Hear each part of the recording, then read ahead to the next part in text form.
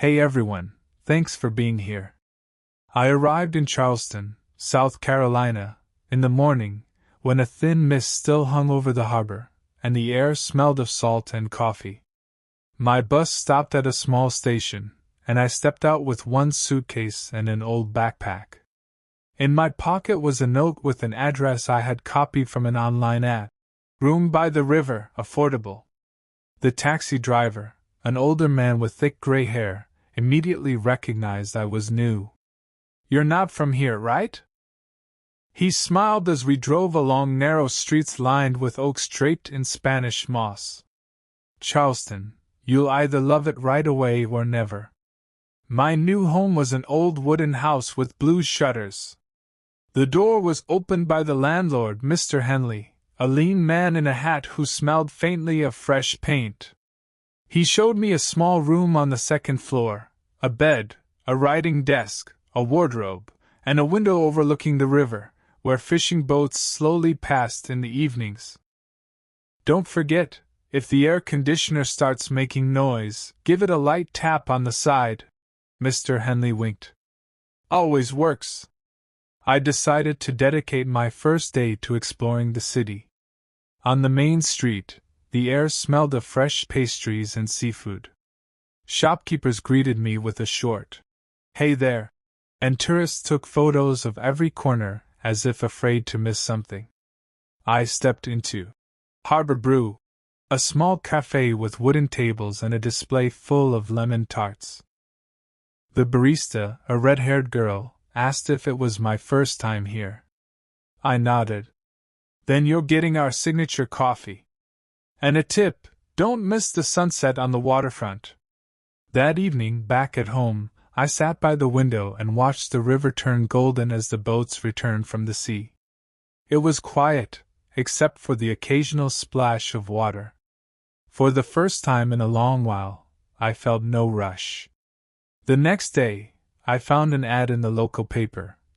Assistant needed at a used bookstore. Flexible hours. The store turned out to be old and cozy, with the smell of paper and wood.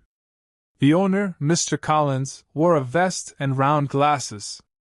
He asked me about my favorite books for quite a while, then said, "Let's try a week. If you like it, stay." The work was simple: shelving books, helping visitors, making tea for regulars. But for me, it was more than a job, it was a way to become part of the city. Every day I saw the same people: the woman who always bought detective novels, the guy who brought old comics to trade, and tourists amazed that the store still had a working cash register with a bell. One evening after work, I went to the waterfront. The air was warm, and somewhere nearby, a street musician was playing the saxophone. I sat on a bench with a cup of iced tea and watched the sky change from blue to pink to deep violet. And I thought, if life is made up of small moments, maybe I had already begun to collect my own. I woke up on Saturday before the alarm, to the soft patter of rain against the windowsill. The river outside breathed steadily, and the room was cool, the kind of cool that doesn't push you away, but makes you want to make tea and be quiet for a while. I set the kettle on, leaned on the desk, and opened my notebook. I wanted to write something important about my first week in the city, but ended up writing something simpler. I'm here. And that's already something. Days at Mr. Collins' bookstore were made up of small details. I learned to guess who was looking for poetry and who for cookbooks with photos. The detective novel lady always asked for something with a less obvious culprit. The comic book guy always tried to bargain, but with such sincerity that we'd always meet halfway. I liked the slow rhythm and the sound of the bell on the door, which opened together with new stories. At noon I often ran to Harbor Brew for coffee. The red-haired barista's name was Riley. She didn't wear a name tag, but somehow remembered almost everyone's name. "The usual?" she'd ask, and I'd smile, because in this city, the usual had appeared faster than I'd expected. One quiet afternoon, she slid a cup with perfect foam toward me and said, "We're having an open mic night. Need someone to make the poster. You have nice handwriting, right?" I felt shy but nodded. At home, I spread a large sheet of paper on the floor, drew a lamp above a microphone, and wrote Stories by the Water. It came out clean and simple. Riley taped it to the cafe window, and when I passed by, I caught myself feeling that silly pride a small thing can give you when it's visible from the street. By the end of the week, a storm was approaching. The local radio said it wasn't a hurricane, but the wind would be strong. Mr. Collins handed me rolls of tape and heavy plastic. "We'll seal the shop windows, just in case. Books don't like surprises." We worked together until dusk. I liked the simple physical task: straight lines of tape, the taut plastic, the steady rip of it unrolling. The old sign above us creaked now and then as if approving. When we finished, he poured tea from a thermos into 2 paper cups and said thoughtfully, "You know, this city has survived so many storms, it's learned to love clear weather. And it's teaching us that, little by little." That night, rain lashed against the roof, the wind argued with the trees, and the river seemed wider. I didn't sleep much. I sat on my bed listening to the house breathe. There was a bit of fear, but right next to it, a strange, quiet feeling of belonging. I wasn't a guest here, but someone holding the window handle in the dark, as if that could help. In the morning, the city was crumpled but confident. Branches lay on sidewalks, leaflets floated in puddles, and the sky was clearing. I stopped by the cafe. The power was out, but Riley was already brewing coffee on a small gas stove. "Today's simple," she said, "but coffee remembers how to be coffee." She poured 1 cup for me, 1 for Mr. Collins. At the bookstore, we mopped water from the door, checked the shelves. Nothing was damaged. People started coming in, not so much to buy as to talk about the neighbor whose umbrella tore apart, about the street without power for a day, about the dog that hid under the bathtub during thunder. Mr. Collins sat them down and poured tea, and I realized the store felt more like a living room that day than a shop. That same week, Riley texted me. "The poster worked." People asked, "Come Friday, and bring a text."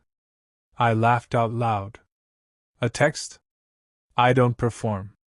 I'm the listener, the organizer, the guy who holds the door." But I still marked Friday on my calendar. Show up and don't hide. Friday began with a new delivery, boxes of used books from a private archive. I carried them to the back room, breathing in dust, finding little surprises, bookmarks, postcards, old tickets. In one book, there was a scrap of paper that said, "If you don't know where to start, start with a small kindness." I put it in my pocket and thought that maybe this would be my text. The open mic was crowded. Elderly couples, students, a family with a boy in a yellow raincoat. Everyone whispered, watching the lights dim. People read poems, short stories, sometimes even to-do lists that sounded like poetry. When my turn came, my throat was dry, so I just told the story of the morning after the storm, coffee on a gas stove, the bookstore living room, the scrap of paper and a book. I ended with, "I'll start with a small kindness, I'll keep the door open." It was quiet. Then someone clapped, and the rest followed. Riley passed by, touched my shoulder, and whispered, "That's the text." After that night, the city seemed to light up little side paths for me. At the bookstore, I made new section labels, neat, with white borders and blue letters. Mr. Collins praised them. They breathe. On the waterfront, I met a man named Marlin, who repairs boats and can tie knots as if talking to the rope. He gave me an old bicycle that had forgotten how to ride. "Tighten it up, it'll go." In Mr. Henley's yard, we oiled the chain, pumped the tires, and when I finally rolled down the street, The air was so fresh I wanted to drink it in big gulps. Autumn seeped into the city slowly, not with cold, but with light. Mornings were clearer, evenings longer. I made a rule for myself. 3 things a day. 3 simple actions I'd write down that made this new life real. Fixed a sign in the bookstore. Passed coffee to a neighbor in line. Wrote a letter to Mom. They sounded small, but I could see how the small built something steady. One day, Mr. Collins suggested, "Let's make a display about the city after rain. Pick the books, write short captions."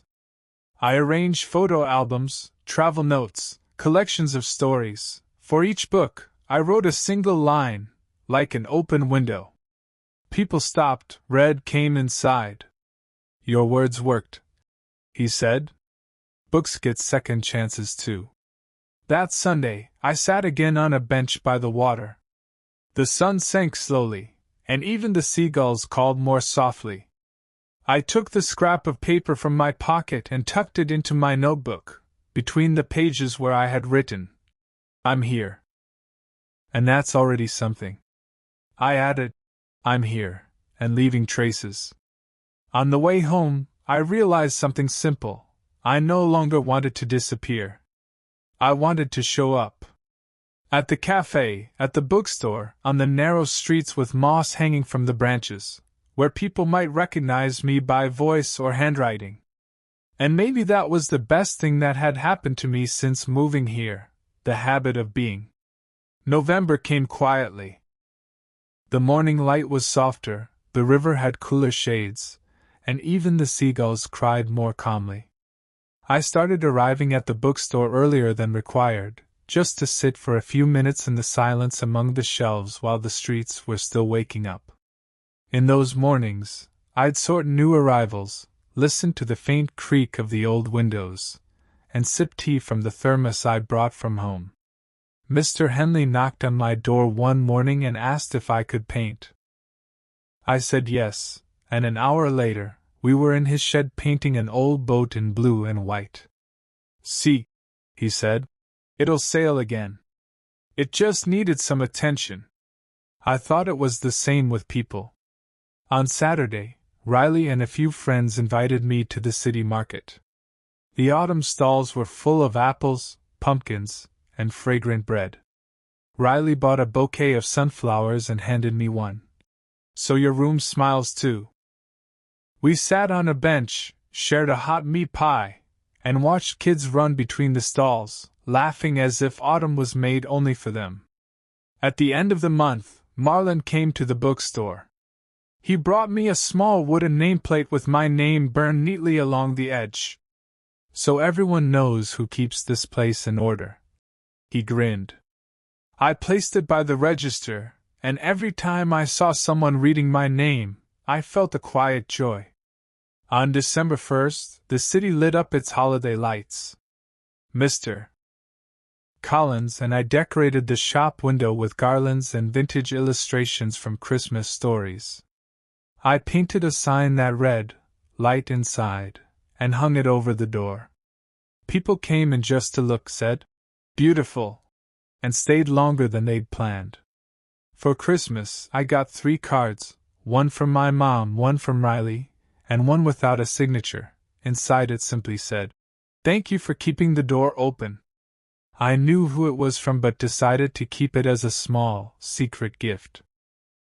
On the last night of the year, I stood on the waterfront.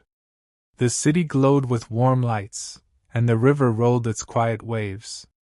I thought about my first day here, the suitcase, the address on a scrap of paper, the uncertainty in every step. And about now, when I knew people by name, had favorite benches, and my room held a flower, a boat nameplate, and a shelf of books, most of which had entered my life as unexpectedly as this city had. I pulled up my collar, breathed in the cool air, and quietly said to myself, "I'm here. And I'm staying."